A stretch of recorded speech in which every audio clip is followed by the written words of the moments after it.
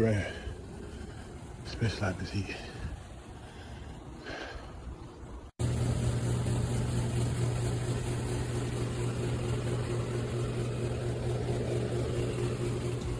Hey, peace and blessings, everybody. You know, in your desire, in your pursuit of finding, obtaining,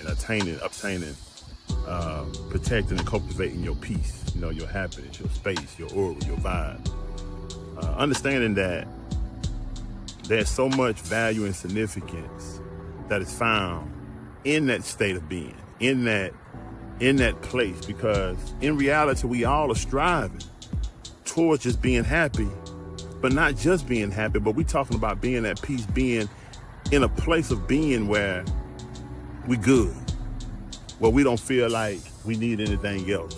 Money don't do it, relationships don't do it, drugs, alcohol, food don't do it, material things don't do it, places don't do it.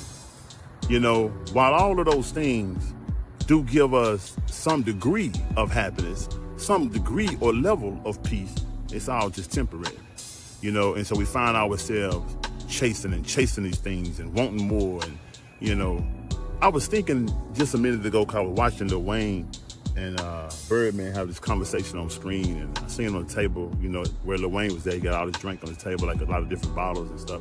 I was thinking, just the thought came to me, and is that, just imagine in your state right now, wherever you are in your state right now, especially those of us who, you know, don't have the kind of money that we really desire. And I don't care if you got 6 figures or whatever, but I'm talking about whatever the money that you really want. Just think about where you are right now, in your place of happiness or not, you know, in whatever place you are right now.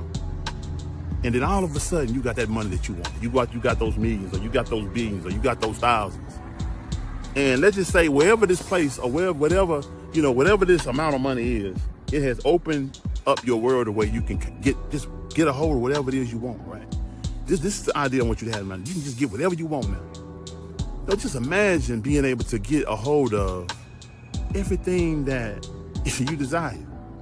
All of the poisons and handicaps and counterproductivities that you could ever want.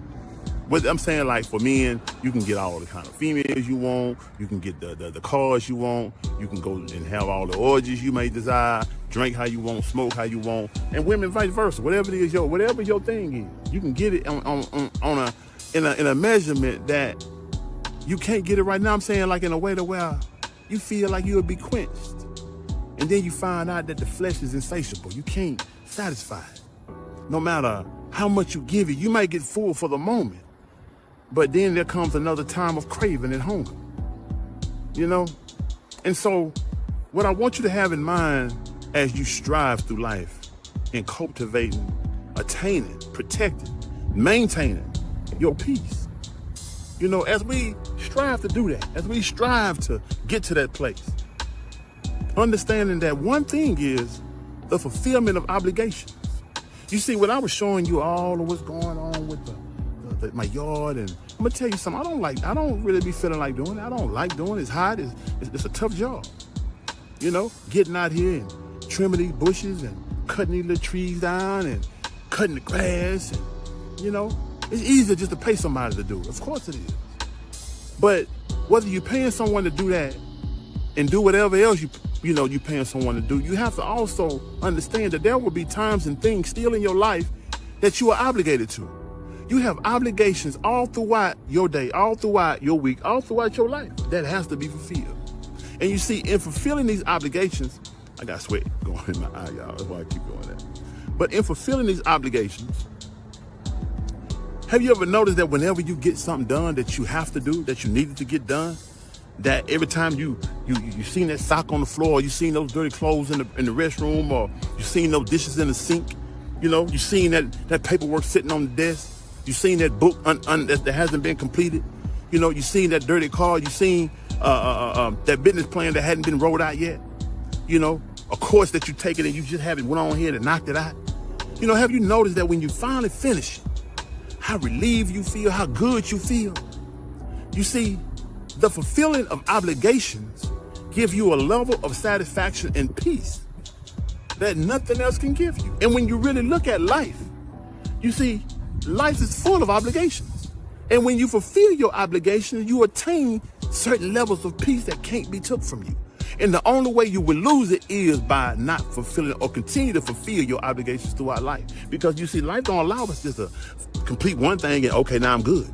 Life requires that you continue to strive and evolve and complete one task after another. Life requires that we do that. And so with understanding that, I once heard this preacher say, out of the 10 commandments that are in the Old Testament, he explained, it made me realize that the first 4 is between God and man. The remaining 6 is between man and man. You see, your first obligation is to self. The first obligation you must fulfill is to self. And what is that obligation though? You see, in our obligation to fulfill or do whatever we believe we or know we're supposed to do to keep God happy, is actually reflected from how we treat self, what we do for self. In the way that we live. I'm saying the first part of it, the major or the most significant part of it is with self. The way we treat self is in our worship to the Supreme Being. The way we deal with self is a reflection of our value or of our connection or commitment to fulfillment of the obligation to the Supreme Being. And then the remainder of it is how we deal with each other. You see? How we deal with the kids, how we deal with the family, how we deal with the neighbor, how we deal with associates, how we deal with friends. A lot of us, man, we allow our challenges, our personal challenges, to affect or try to or justify how we deal with others, how we deal illy with others, how we deal with others in ways that we are not going to accept someone dealing with us.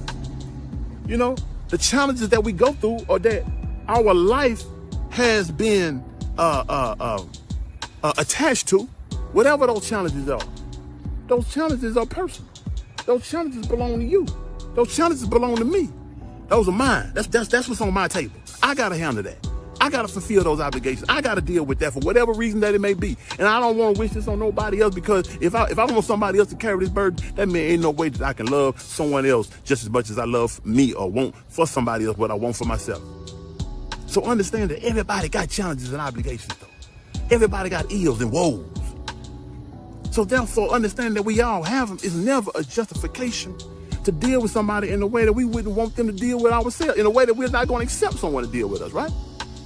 So the fulfilling of obligations, fulfilling of the obligations with self, fulfilling of any obligation you have is a reflection of the value that you have for certain principles that you have in your life, or certain principles or principles and values that you claim you have, whether it be in teachings or whatever else.